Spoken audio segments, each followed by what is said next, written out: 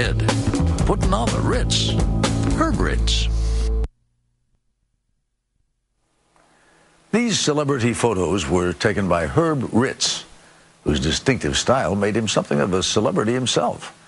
Now, 9 years after his death, the work of Herb Ritts is getting its own close-up, as Rita Braver is about to show us. Whether it was movie stars, or models, or musicians, Herb Ritts had a way of getting to the essence of a person. Okay, Bruno, go. Here we go, ready? 1, 2, 3. I can have a given situation set up, but it's catching that moment, allowing them to be themselves, and capturing something that's special. Let me see a little more of your nose.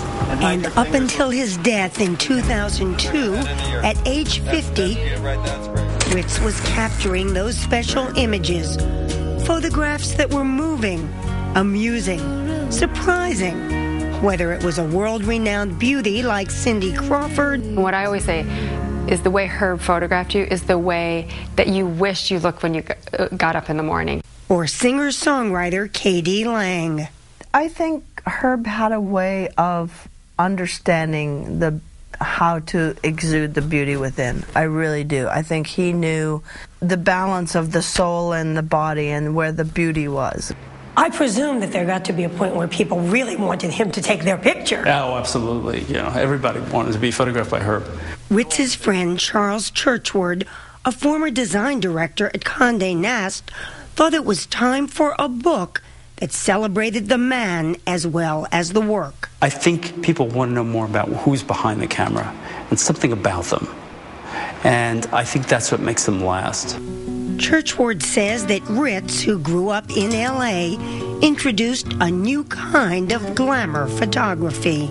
Herb had been raised with light, with the beaches, with the sun. Everybody before that was in the studio shooting and controlling everything. Suddenly he was able to take the same things outside and make people look more natural and yet still have that glamour.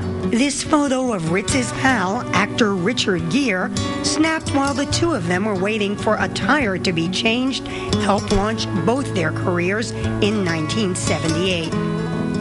3 months later, Vogue, Esquire, Mademoiselle had run all the images from the gas station that I'd taken, and I got paid for it. You know, I was a salesman for my parents' furniture company at the time.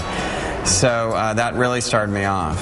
Soon he was photographing everyone from Tom Cruise to Julia Roberts, hanging out at Vanity Fair's Oscar party, hosting his own celebrity-studded birthday bashes. In fact, Cindy Crawford and Richard Gere, who were married for 4 years, met at one of Herb's parties. She says Ritts was just fun to be around. He was a mensch. I don't know if you know that word, but he's just a good guy. He was a total sweetheart.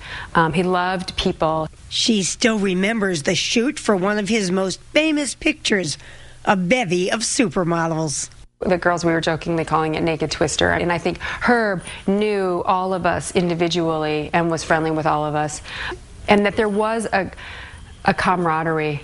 Another Ritts pal talked him into branching out. Madonna suggested to Herb that he photograph one of her videos, and he never did anything like that, but he was game to try anything. They made her Cherish video.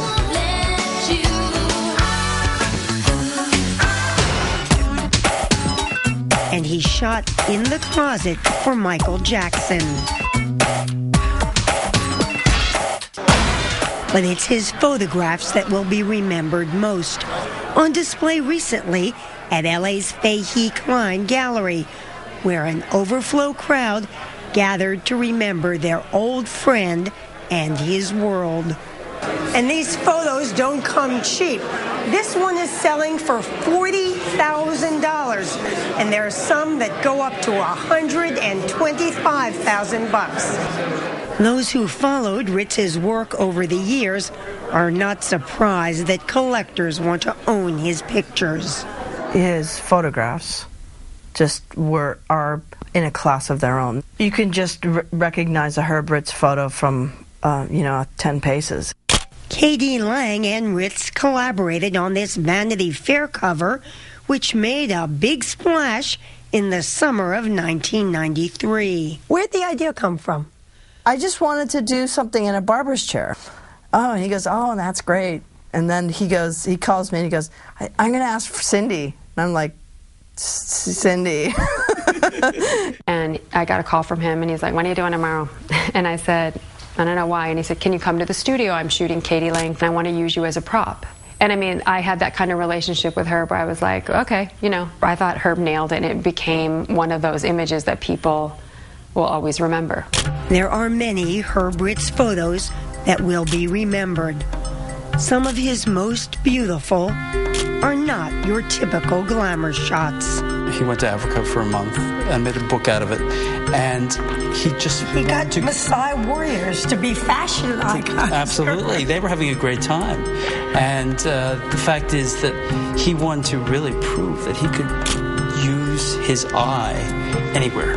Yeah, that's good, like that. Yeah. Ritts learned in 1989 that he had AIDS, but he worked up until the very end. So this was from his very last shoot? Yes, it was. This was the last shoot. It was Ben Affleck for Vanity Fair. One last picture by a man who never stopped trying to top himself. What do you think we missed by not seeing him mature as a photographer? He put everything, a lifetime of knowledge and wisdom and his eye for art into that short amount of years. Who knows what the big plan is, but I can only imagine what his photos would have been like.